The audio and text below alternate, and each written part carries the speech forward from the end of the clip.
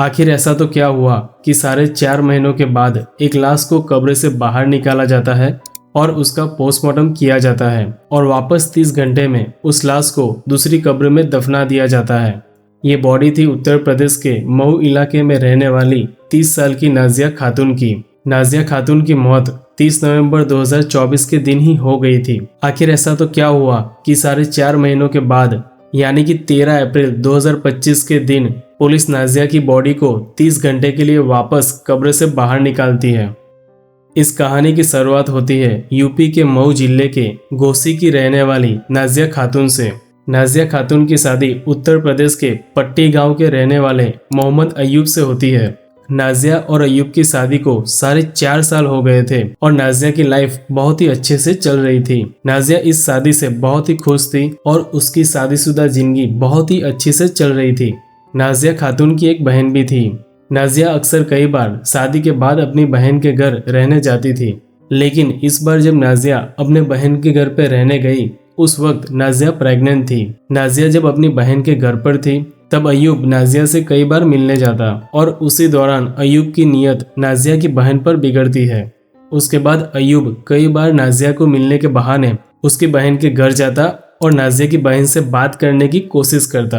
क्योंकि अयूब नाजिया की बहन का जीजा लगता था तो जीजा और साली के रिश्ते की तरह इन दोनों के बीच में भी हंसी मजाक चलता रहता था। लेकिन एक दिन अयूब नाजिया की बहन को दवाई लेने के बहाने वहां के एक सत्कार नाम के होटल में ले जाता है और वहां पे वो नाजिया की बहन के साथ जबरदस्ती करता है और उसके साथ गलत काम करता है। अयूब यही नहीं रुकता, उसके बाद अयूब नाजिया की बहन के बिना कपड़े के वीडियो और फोटो भी अपने मोबाइल में रिकॉर्ड कर लेता है और उसे धमकी देता है कि अगर उसने ये बात किसी और को बताई तो वो ये फोटो और वीडियो इंटरनेट पे वायरल कर देगा। अयूब की इस धमकी के डर से नाजिया की बहन कुछ नहीं कर पाती।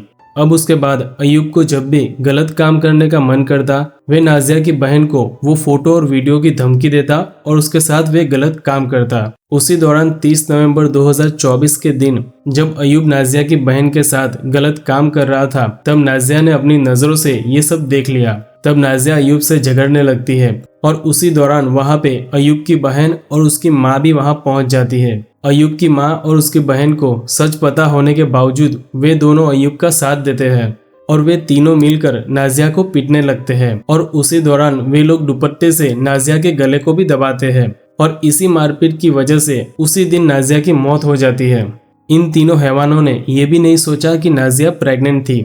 उसके बाद वे लोग नाजिया की बहन को धमकी देते हैं कि नाजिया को मारने और पीटने की बात अगर किसी को उसने बताई तो उसके फोटो और वीडियो को इंटरनेट पे वायरल कर देंगे और उसे भी मार देंगे।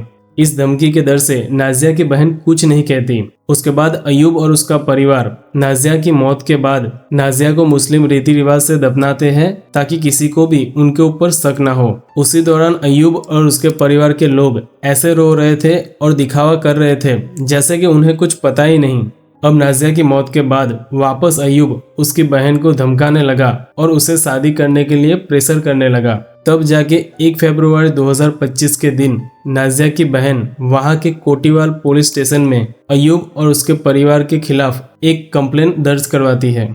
तब वहां की पुलिस अयूब को रेप के केस में गिरफ्तार कर लेती है। इस कंप्लेंट में नाजिया की बहन ने यह भी कहा था कि नाजिया का मर्डर भी अयूब ने ही किया था।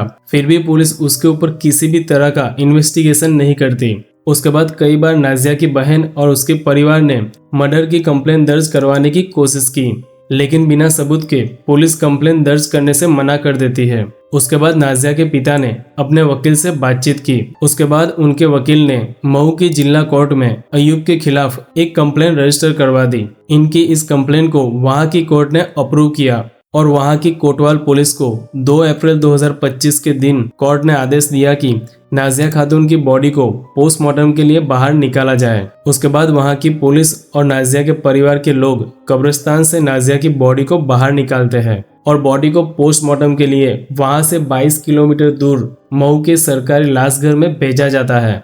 उसके बाद पोस्टमार्टम रिपोर्ट आती है और रिपोर्ट को मऊ की जिला कोर्ट में भेज दिया जाता है। जैसे ही पोस्टमार्टम हो जाता है, नाजिया की बॉडी को उसके परिवार को सौंप दिया जाता है। उसके बाद नाजिया की बॉडी को दूसरी जगह पे दफनाया जाता है।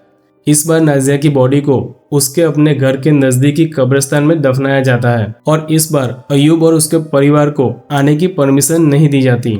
ये केस अभी भी मऊ की जिला कोर्ट में चालू है और अयूब अभी भी पुलिस की गिरफ्त में है। तो दोस्तों, ये थी नाजिया खातून की मौत की सच्ची कहानी। उम्मीद है कि ये वीडियो आपको इन्फॉर्मेटिव लगी हो।